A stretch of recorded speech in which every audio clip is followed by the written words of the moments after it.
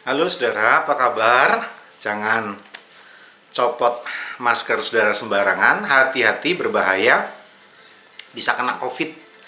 Lebih baik makin setia pakai masker, makin disiplin pakai masker, makin rajin pakai masker ya. Itu seperti kita sudah divaksin dan seperti sudah minum vitamin. Ya, saudara, salah satu hal yang saya ingat sebagai anak yang tumbuh sebagai anak tahun 80-an, anak tahun 80-an, itu adalah tokoh pelukis namanya Pak Tino Sidin. Ya, mungkin saudara juga ingat itu ya.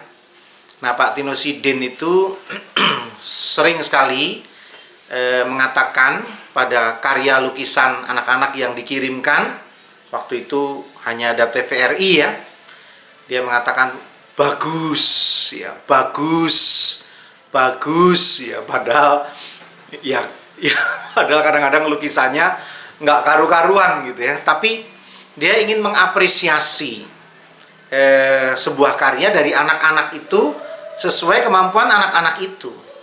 Ya karena nggak semuanya punya kemampuan melukis yang baik. Pak Tino Sidin tidak membandingkan karyanya, standarnya untuk orang lain, untuk anak-anak itu. Sehingga dia mengapresiasi karya anak-anak seperti, ya dia berpikir bahwa ya kalau aku anak-anak mungkin lukisanku seperti itu. Kalau aku anak-anak ya karyaku seperti itu. Makanya dia mengatakan bagus gitu ya. Itu adalah sikap apresiatif, saudara.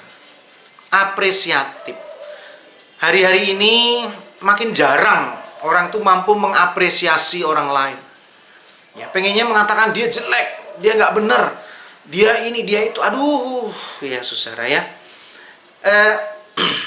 Lebih suka menyudutkan orang, lebih suka merasa bahwa wah aku lebih hebat dan dia lebih buruk gitu ya. Atau ketika ada orang yang memiliki kemampuan di bawah dirinya, maka dengan serta-merta dia akan mengatakan itu nggak benar, itu nggak bagus. Selalu dilihat dari sisi negatifnya. Nah, sulit sekali kita untuk mengatakan oke, itu sudah bagus, walau ada kurangnya, ada kekurangannya dan lain sebagainya. Jadi mari kita belajar untuk menumbuhkan apresiasi atau mengapresiatif ya keberadaan orang lain, anak kita, keluarga kita, kerabat kita, teman kita. Ya kalau mampunya baru segitu ya nggak apa-apa kita katakan it's okay, sudah bagus, tapi masih harus ditingkatkan dan lain sebagainya, daripada kita dengan cepat mengatakan masuk tempat sampah deh, nggak qualified, ini nggak laku, nggak ada gunanya ini dan lain sebagainya, lalu skip, buang begitu saja. Nah, Tuhan saja adalah Tuhan yang apresiatif, ya. Dia nggak serta-merta murka, marah, menghukum dan bumi hanguskan orang yang berdosa. Perhatikan kisah Yunus pasal 3 ayat 9 sampai 10. Siapa tahu mungkin Allah akan berbalik dan menyesal serta berpaling dari murkanya yang bernyala-nyala itu, sehingga kita tidak binasa. Ketika Allah melihat perbuatan mereka itu, ya ini bagaimana mereka berbalik dari tingkah lakunya yang jahat, maka menyesallah Allah karena malapetaka yang telah dirancangkannya terhadap mereka, dan ia pun tidak jadi melakukannya. Unik ya saudara ya. Kota Niniwe yang penuh dengan dosa itu akhirnya bertobat. Dan sang raja mengatakan, siapa tahu kita diampuni.